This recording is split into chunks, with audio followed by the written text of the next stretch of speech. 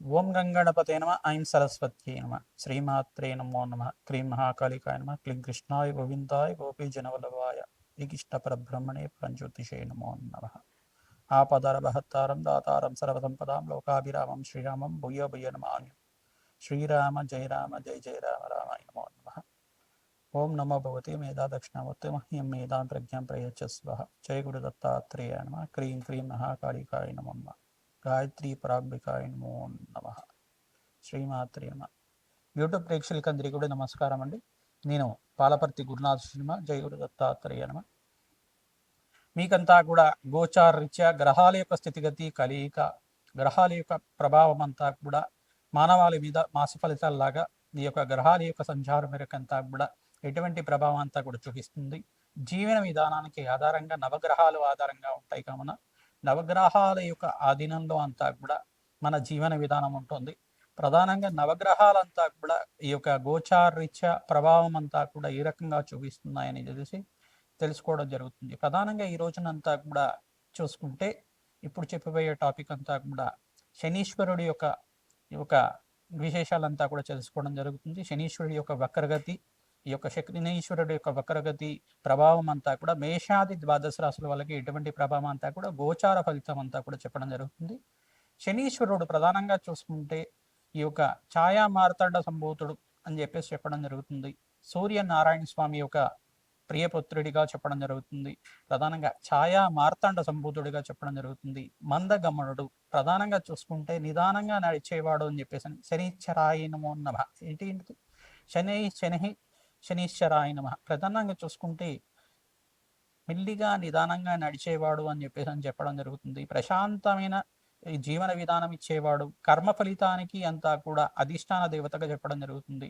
కర్మశేషాన్నంతా కూడా అనుభవించే విధంగా చేయడం జరుగుతుంది. ప్రధానంగా ఎవరైతే కనుక పుణ్యకర్మలు చేసిన వాళ్ళకి అత్యంత పుణ్యకర్మ ఇచ్చే విధంగా, పాపకర్మలు దుష్కర్మలు చేసే వాళ్ళకి దుష్కర్మలు ఇచ్చే విధంగా, అంటే పాప ఫలితాన్ని అనుభవించే విధంగా చేసే విధంగా, కర్మ ఫలితాన్ని అంతా కూడా ఇక్కడే అనుభవించే విధంగా చేసే గ్రహంగా చెప్పడం జరుగుతుంది. ఒక న్యాయ నిర్ణేత లాగా, ప్రధానంగా ఒక జడ్జి లాగా కానీ, ఒక న్యాయ నిర్ణేత లాగా కానీ, ప్రధానంగా ధర్మాచరణని అంతా కూడా ఆచరించే విధంగా మానవాళికి అంతా కూడా జీవన విధాన్ని అనుభవించే విధంగా చేయడం జరుగుతుంది. శనీశ్వరుడు అంటే ప్రధానంగా కర్మ ఫలదాత.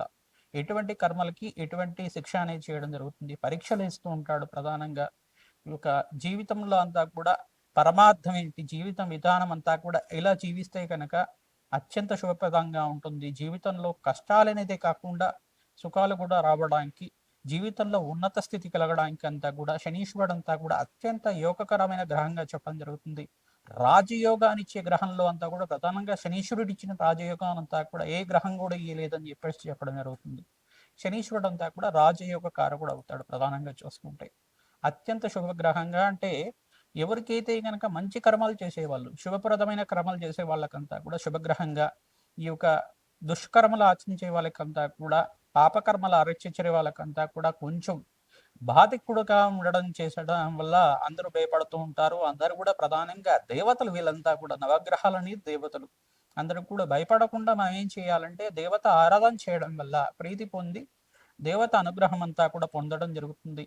తైలాభిషేకం చేయించుకోవడం, నల్ల నువ్వులు అనేది ప్రధానంగా శనివారం రోజున శనిహోరలో అంతా కూడా ఈ యొక్క నల్ల నువ్వులు దానం ఇచ్చుకోవడం, ప్రధానంగా గోమాతకంతా కూడా గోసేవను ఆచరించుకోవడం, తోటకూర కానీ గోంగూర కానీ ప్రతినిత్యం కూడా గోమాతకి సమర్పిస్తూ ఉండడం వల్ల మానవాళికి ఉండే శనీశ్వర గ్రహదోష నివారణ జరగడానికి ఆస్కారం ఉంటుంది. ప్రధానమైన దోషాలంతా కూడా చూసుకుంటే గోచారీత్యా కొన్ని గ్రహాల వాళ్ళకి మిశ్రమైన ఫలితాలు, కొన్ని గ్రహాల వాళ్ళకి ప్రధానంగా చూసుకుంటే ఎవరికైతే కనుక గ్రహం ప్రభావం వల్ల వాళ్ళకంతా కూడా మిశ్రమైన ఫలితాలు వస్తూ ఉంటాయి.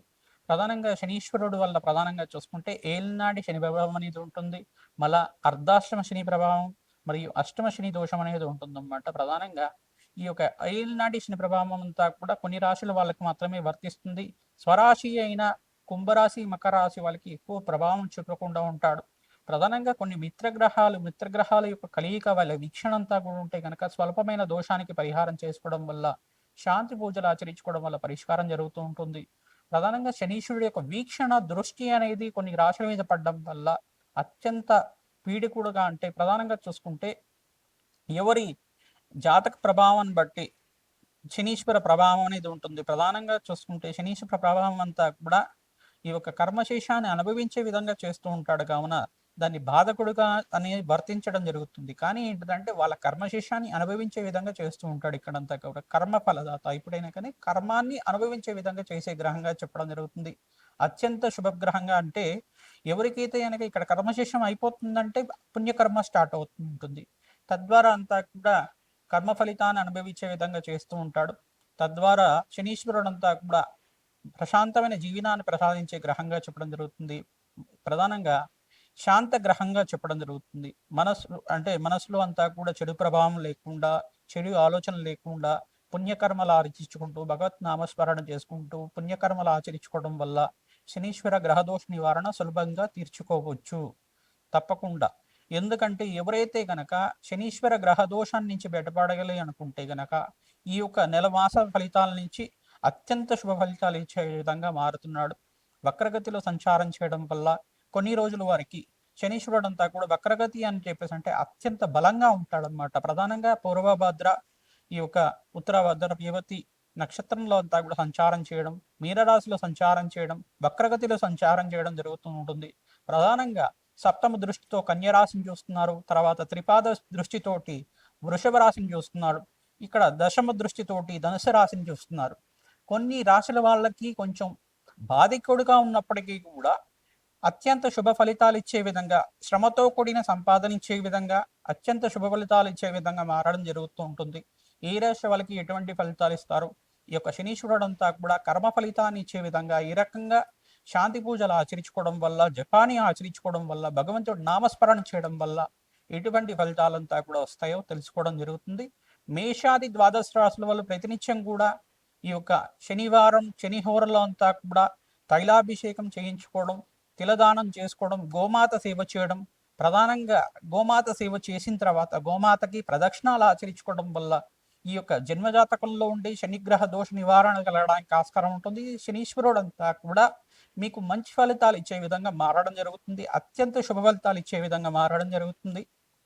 ప్రధానంగా బీదవాళ్ళకి అన్నదానం చేసిన, పశుపక్షాదులకి ఆహారం పెట్టిన, శునకాలకి ప్రధానంగా ఏదైనా పెడుతూ ఉన్నా కానీ శునకాలకంతా కూడా గారెల మాల కానీ వేస్తూ ఉంటారు. ప్రధానంగా కాలభైరవ స్వరూపంగా నల్లటి కుక్క దొరికితే గనక గారెల మాల వేస్తూ ఉంటారు. కాలభైరవ స్వరూపంగా పూజ చేస్తూ ఉంటారు. అష్టమి తిథి, నవమి తిథుల్లో అంతా కూడా శనివారం కలిసి వచ్చిన రోజులో ప్రధానంగా ఎవరైతే గనక ఈ యొక్క కాలభైరవ స్వామి దేవాలయంలో కూష్మాండ దీపాన్ని వెలిగించి కాలభైరవ అష్టకాన్ని చదువుకోవడం కానీ, కాలభైరవి యొక్క అభిషేకాన్ని ఆచరించుకోవడం వల్ల మీకు ఉండే శనిగ్రహ దోష నివారణ కలగడానికి ఆస్కారం ఉంటుంది.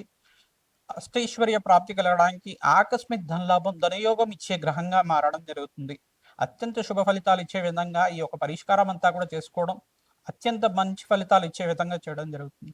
ప్రధానంగా శనీశ్వరుడు ప్రధానంగా చూసుకుంటే ఈ యొక్క దృష్టి కేంద్రం అంతా కూడా చెప్తూ ఉంటారు. శనీశ్వరుడు ఒక వీక్షణ అనేది ప్రభావం ఎక్కువగా ఉంటుంది. ప్రధానంగా ఎవరి మీద అయితే కనుక ఈ యొక్క శనీశ్వర ప్రభావం అనేది ఉంటుందో వాళ్ళకంతా కూడా శ్రమతో కూడిన సంపాదన పెరుగుతూ ఉంటుంది. అత్యంత శుభ ఫలితాలు ఇచ్చే విధంగా మారుతూ ఉంటారు. కష్టం ఇచ్చినా కానీ వాళ్ళకంతా కూడా దృఢంగా ఉండి మానసిక ధైర్యాన్ని అంతా కూడా ప్రసాదించే గ్రహంగా మారుతూ ఉంటాడు. ప్రధానంగా మీ కష్టాల నుంచి బయటపడే మార్గం కూడా ఈ యొక్క గ్రహమే మీకు అంతా కూడా సూచనప్రాయంగా చెప్పడం జరుగుతుంది. మానసికమైన ప్రశాంతత, మానసికమైన ఆందోళన నుంచి బయటపడడానికి ఈ యొక్క శనీశ్వర గ్రహదోష నివారణ అంతా కూడా మంచి ఫలితాలు ఇచ్చే విధంగా మారడం జరుగుతుంది. వక్రగతి త్యాగం ఎప్పుడైతే జరుగుతుందో మంచి ఫలితాలుగా మారుతూ ఉంటారు. ప్రధానంగా ఈ యొక్క మీనరాశి సంచారం అంతా కూడా ఈ యొక్క 2.5 సంవత్సరాల కాలం వరకు మారుతూ ఉంటారు. కావున ప్రధానంగా చూసుకుంటే ఈ యొక్క ఉగాది నుంచి మార్పు జరిగింది. ఈ యొక్క 2.5 సంవత్సరాల వరకు మీనరాశి సంచారం జరుగుతూ ఉంటుంది. తద్వారా కొన్ని రాశుల వాళ్ళకి కొన్ని దుష్ప్రభావాలు కానీ ఒక బాధికుడుగా ఉన్నప్పటికీ కూడా అత్యంత శుభ ఫలితాలు ఇచ్చే విధంగా, శ్రమతో కూడిన సంపాదన ఇచ్చే విధంగా, వ్యవసాయదారులకు కూడా మంచి ఫలితాలు ఇచ్చే విధంగా, వ్యాపారస్తులకు కూడా యోగకరమైన జాతకాన్ని ఇచ్చే విధంగా, ప్రధానంగా ప్రశాంతమైన జీవితాన్ని ఇచ్చే విధంగా, అష్టైశ్వర్య యోగం ఇచ్చే విధంగా మారబోతున్నాడు. ఎటువంటి ఫలితాలు ఈ మేషాది ద్వాదశ రాశుల వాళ్ళకి ఇవ్వబోతున్నాడో తెలుసుకుందాం. కుంభరాశి జాతకులకి గోచారీత్యా సెప్టెంబర్ నెల మాస ఫలితాల్లో భాగంగా శనీశ్వరుడంతా కూడా వక్రగతిలో సంచారం అంతా కూడా అత్యంత శుభప్రదం ఇచ్చే విధంగా మారబోతున్నారు. శనీశ్వర ఫలితాలతో భాగంగా మీకు రాహుగ్రహస్థ చంద్రగ్రహణం అంతా కూడా సెప్టెంబర్ నెల 7వ తారీఖు రోజున సంభవిస్తుంది. సంపూర్ణ చంద్రగ్రహణం ప్రభావం అంతా కూడా కుంభరాశి వాళ్ళకి అధమ ఫలితాలు ఇవ్వబోతున్నాయి. ప్రధానంగా మీరంతా కూడా నవగ్రహ శాంతి హోమాది కార్యక్రమాలు ఆచరించుకోవడం, మహాగణపతి ఆరాధన విశేషం చేసుకోవడం వల్ల ప్రధానంగా చూసుకుంటే రాహుకి, చంద్రగ్రహానికి, బృహస్పతికి, శుక్రుడికి, శనీశ్వరుడికి జప హోమాది కార్యక్రమాలు ఆచరించుకోవడం, అన్నదానం చేయడం వల్ల ఈ యొక్క గ్రహణ ప్రభావం నుంచి బయటపడతారు. అత్యంత శుభ ఫలితాలు పొందడానికి ఆస్కారం ఉంటుంది. ఈ యొక్క వక్రగతిలో శనీశ్వరుడంతా కూడా అత్యంత లాభదాయకంగా మారడానికి ఆస్కారం ఉంటుంది. మీకంతా కూడా శనీశ్వరుడు అనుగ్రహం వల్ల కార్యసిద్ధి కలుగుతుంది. అత్యంత శుభ ఫలితాలు పొందడానికి ఆస్కారం ఉంటుంది.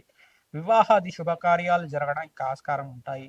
ఈ యొక్క బృహస్పతి ఎప్పుడైతే గనక కర్కాటక రాశి నుంచి మీకంతా కూడా మారి అతిచారంలో సంచారం చేస్తూ ఉంటారు. వివాహాది శుభకార్యాల కోసం ప్రయత్నం చేసుకోవచ్చు. శుభపార్వతుల కళ్యాణం, సుబ్రహ్మణ్య స్వామి కళ్యాణం ఆచరించుకోవడం వల్ల, వెంకటేశ్వర స్వామి వారి యొక్క కళ్యాణం చేసుకోవడం వల్ల, ప్రధానంగా ఎవరైతే దేవత కళ్యాణం అంతా కూడా నిత్యం ఆచరిస్తూ ఉంటే కనుక క్రమేపీ మీ జాతకరీత్యా ఈ యొక్క వివాహ ప్రతిబంధక దోష నివారణ కలిగి నివారణ నుంచి అంతా కూడా మీకంతా కూడా అత్యంత శుభ ఫలితాలు పొందడానికి ఆస్కారం ఉంటుంది. ఈ యొక్క వివాహ ప్రతిబంధక దోష నివారణ అంతా కూడా ఈ యొక్క దేవతా కళ్యాణం ఆచరించడం వల్ల దోష నివారణ అంతా కూడా తొలగిపోతుంది. అత్యంత శుభ ఫలితాలు పొందడానికి ఆస్కారం ఉంటుంది. అత్యంత మంచి ఫలితాలు పొందడానికి ప్రతినిత్యం కూడా భగవంతుడి ఆరాధన చేయండి. గ్రహణ నియమాలు పాటించండి. గ్రహణ సమయంలో అంతా కూడా జప హోమాది కార్యక్రమాలు ఆచరించుకోవడం, దానాది కార్యక్రమాలు చేసుకోవడం వల్ల, మెడిటేషన్ లాగా ధ్యానాల్లో అంతా కూడా భగవంతుడి ఇష్టదేవాన్ని నామస్మరణ చేసుకుంటూ ఉండండి. అత్యంత శుభ ఫలితాలు పొందడానికి ఆస్కారం ఉంటుంది. గోమాత సేవ చేసుకున్న వాళ్ళకి అష్టేశ్వర ప్రాప్తి కలుగుతుంది. రాజయోగం సిద్ధిస్తుంది. శుక్రుడికి, బృహస్పతికి, శనీశ్వరుడికి, రాహుకి, చంద్రగ్రహానికి, సూర్య భగవానికి నవగ్రహ శాంతి హోమాది కార్యక్రమాలు చేసుకోవడం, దానాది కార్యక్రమాలు చేసుకోవడం వల్ల రాజయోగం సిద్ధిస్తుంది. శ్రీమాత్రి నమః. రాహుగ్రహస్థ చంద్రగ్రహణం అంతా కూడా సెప్టెంబర్ 7వ తారీఖు రోజున ఈ యొక్క ఆదివారం వేళల్లో అంతా కూడా భాద్రపద మాసం పౌర్ణమి వేళల్లో అంతా కూడా సంభవిస్తుంది. గ్రహణ కాలం అంతా కూడా చూసుకుంటే రాత్రి వేళల్లో 9:56 నుంచి గ్రహణ ప్రభావం అంతా కూడా ప్రారంభం అంతా ఏదో వస్తుంది. అంటే పట్టుకాలం అనేది స్టార్ట్ అవుతుంది. ప్రధానంగా మధ్యకాలం అంతా కూడా 11:25 ఉంటుంది. మరియు ఈ యొక్క మోక్షకాలం అని చెప్పేసి అంటారు. గ్రహణ విడుపు అంతా కూడా చూసుకుంటే రాత్రి వేళల్లో, అర్ధరాత్రి వేళల్లో అంతా కూడా 1:32 కూడా విడుపు అనేది జరుగుతుంది. మోక్షకాలం అంతా కూడా జరుగుతూ ఉంటుంది. నిడివి కాలం అంతా కూడా చూసుకుంటే ఈ యొక్క గ్రహణం నిడివి కాలం అంతా కూడా 3:20 దాకా ఉంటుంది. ఈ యొక్క గ్రహణ ప్రభావంలో మీరంతా కూడా చూసుకుంటే మేషాది ద్వాదశ రాశుల వాళ్ళు అంతా కూడా భగవంతుడి యొక్క నామస్మరణం చేసుకోవడం, ఈ యొక్క గ్రహణ నియమాలు అందరూ కూడా పాటించాలి. భారతదేశంలో ఈ యొక్క రాహుగ్రహస్థ చంద్రగ్రహణం అంతా కూడా శతభిష పూర్వభద్ర నక్షత్రయుక్తంగా సంభవిస్తుంది. కుంభరాశిలో అంతా కూడా రాహువును చంద్రగ్రహం అంతా కూడా కలయికతో ఉన్నప్పుడు జరుగుతూ ఉంటుంది. కావున సమసప్త వీక్షణ అంతా కూడా సూర్య భగవానుడి యొక్క వీక్షణ ఈ యొక్క కుంభరాశి మీద ఉన్నది. ఈ యొక్క ప్రభావం అంతా కూడా ఉంది. కావున ప్రతినిత్యం కూడా మీరు భగవంతుడిని నామస్మరణ చేస్తూ ఉండండి. గ్రహణం అయిపోయిన తర్వాత గ్రహణ నియమాలంతా కూడా పాటించండి.